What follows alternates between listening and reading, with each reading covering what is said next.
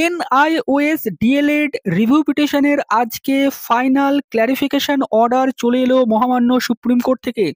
সেখানে কি NIOS D.El.Ed প্রাথমিকে আবার মান্যতা পেল?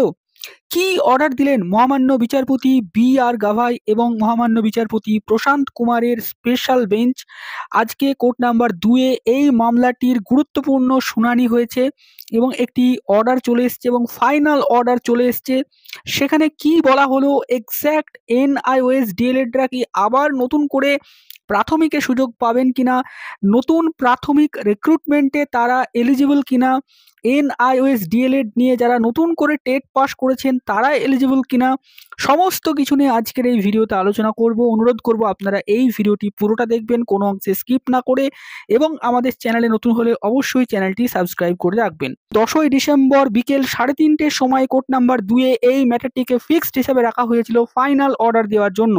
আজকে সুপ্রিম কোর্টে ঠিক 3:30-র সময় কিন্তু কোর্ট নাম্বার 2-এ এই ম্যাটারটি উঠেছিল এবং এই ম্যাটারে মহামান্য বিচারপতি প্রথমেই যেটা বললেন যে আমরা আগের দিনকে শুনানিতে এটা পরিষ্কার করে বলেছিলাম যে those who are already in employment তারা কিন্তু এই 18 মাসের ডিএলএড নিয়ে তারা যাবতীয় যা কাজকর্ম সেটা করতে পারবে। তো এই বিষয়টা নিয়ে প্রাথমিকভাবে যারা রেসপন্ডেন্ট ছিলেন তারা আপত্তি করছিলেন, কিন্তু মহামান্য বিচারপতি সেই আপত্তির বিষয়ে খুব একটা শুনলেন না। তারা বললেন যে আমরা যা অর্ডার দেওয়ার বা যা জাজমেন্ট দেওয়ার 28শে নভেম্বর 2023 সালে দিয়েছি, এখন শুধু কিছু অংশ আমরা ক্ল্যারিফিকেশন করে দিচ্ছি। এবং তিনি বাকি যারা ছিলেন, যারা পিটিশনার ছিলেন তারাও কিছু বলছিলেন, যারা রেসপন্ডেন্ট ছিলেন তারাও কিছু বলছিলেন, তিনি সেগুলো শুনলেন না। তিনি বললেন ফেয়ার এনাফ, তারপরে তিনি অর্ডার দিলেন। যে অর্ডারটি দেওয়া হলো সেই অর্ডারে কিন্তু অনেকগুলো পয়েন্টে বিষয়টিকে বিচারপতি বলেছেন। তো ডিটেল যখন অর্ডার কপিটা আসবে তখন আমি আপনাদের সাথে বিষয়গুলো ব্যাখ্যা করব, কিন্তু তবুও আমি খাতায় নোট করে নিয়েছিলাম মহামান্য বিচারপতি যখন অর্ডার প্রোনাউন্স করছিলেন, এবং সেখান থেকে আমি যে বিষয়গুলো নোট করেছি সেই বিষয়টা আপনাদের সামনে ক্ল্যারিফাই করার চেষ্টা করছি। বিচারপতি প্রথমেই বললেন যে we are not incline to entertain the review petition, অর্থাৎ যে রিভিউ পিটিশনটা ফাইল করা হয়েছিল সেই রিভিউ পিটিশনটা বিচারপতিরা এন্টারটেন করার পক্ষপাতী ছিলেন না। কিন্তু বিচারপতিরা বলছেন যে এখানে কিছু অ্যাপ্লিক্যান্ট তারা কিছু গ্রিভ্যান্স এনে এই রিভিউ পিটিশনটা ফাইল করেছিল।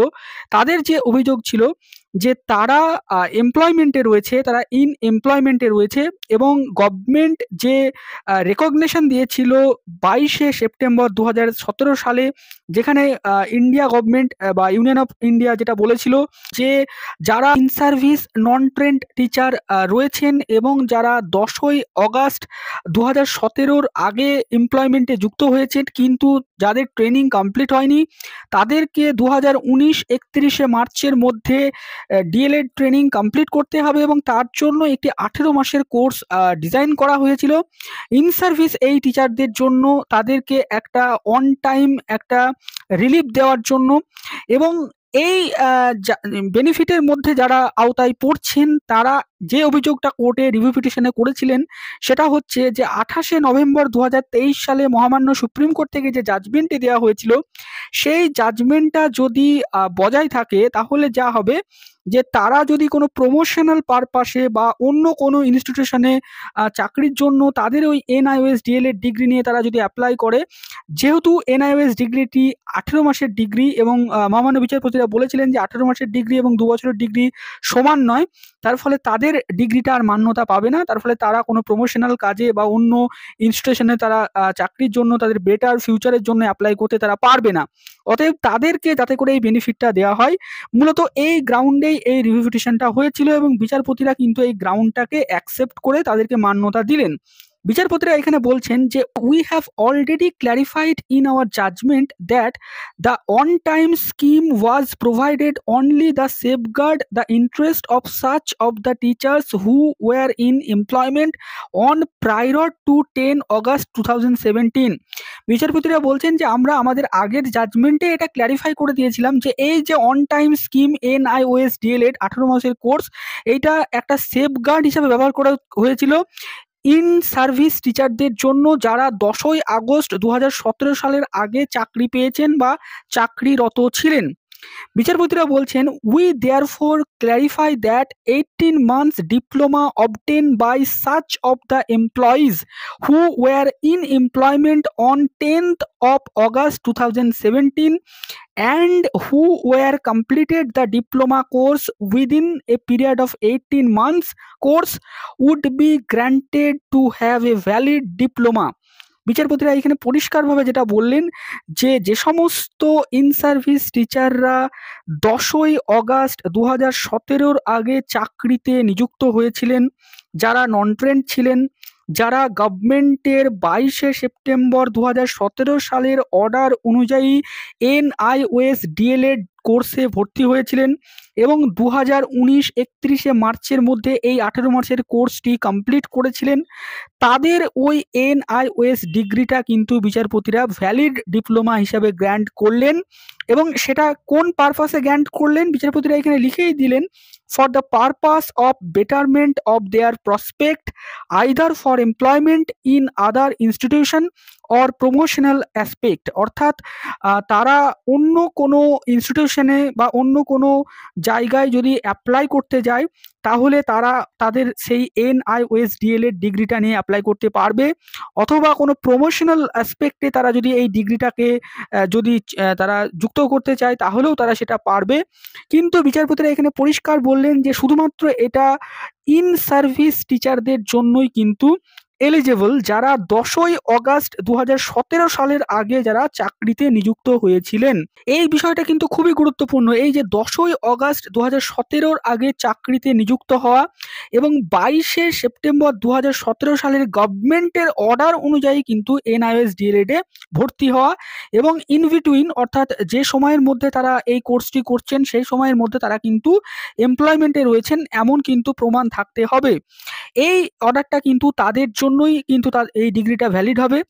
এরপরে কিন্তু যারা রেসপন্ডেন্ট ছিলেন তারা এটা আপত্তি করছিলেন যে মাই লর্ড, যারা NIOS ডিএলএড করেছে এমন কোনো ফ্রডও থাকতে পারে, যারা হয়তো এমপ্লয়মেন্টে ছিল না, তারা হয়তো কোনো রকম ফ্রড করে এই ডিগ্রিটা করেছে। তখন মহামান্য বিচারপতিরা গুরুত্বপূর্ণ একটি কথা বললেন, তারা বললেন যে আমরা বলেছি ইন এমপ্লয়মেন্ট, অর্থাৎ কোনো ফ্রেশ ক্যান্ডিডেটদের জন্য আমরা বলিনি, যারা ইন এমপ্লয়মেন্ট হিসাবে যারা এই ডিগ্রি কোর্সটি করেছিলেন তাদের জন্যই বলেছি, এবং যারা 10ই অগাস্ট 2017-র আগে চাকরিতে নিযুক্ত হয়েছিলেন এবং এই কোর্সটি করেছিলেন তাদের জন্য বলেছি। এবং তিনি আরও বললেন যে you take an action on the basis of fraud, অর্থাৎ যদি কেউ ফ্রড হিসাবে এই ডিগ্রি করে থাকে তাহলে তাদের বিরুদ্ধে আপনারা অ্যাকশন নিতেই পারেন, তাদের জন্য কিন্তু এই রিলিফটা গ্র্যান্টেড হবে না। তো এখানে পরিষ্কার হলো যে যারা ইন সার্ভিস ইন এমপ্লয়মেন্ট হিসাবে এই ডিগ্রিটা করেছিলেন 10ই আগস্ট 2017-র আগে যারা চাকরিতে ঢুকেছিলেন এবং ডিগ্রি করেছিলেন এবং গভর্নমেন্টের 22শে সেপ্টেম্বর 2017-র যে নোটিফিকেশন সেই নোটিফিকেশন অনুযায়ী এই কোর্সে ভর্তি হয়েছিলেন এবং 2019-এর 31শে মার্চের মধ্যে এই ডিগ্রিটা কমপ্লিট করেছিলেন, তারা কিন্তু এই যে ডিগ্রিটা করেছিলেন সেই ডিগ্রিটার ভ্যালিডিটি কিন্তু মহামান্য সুপ্রিম কোর্ট কিন্তু দিয়ে দিল।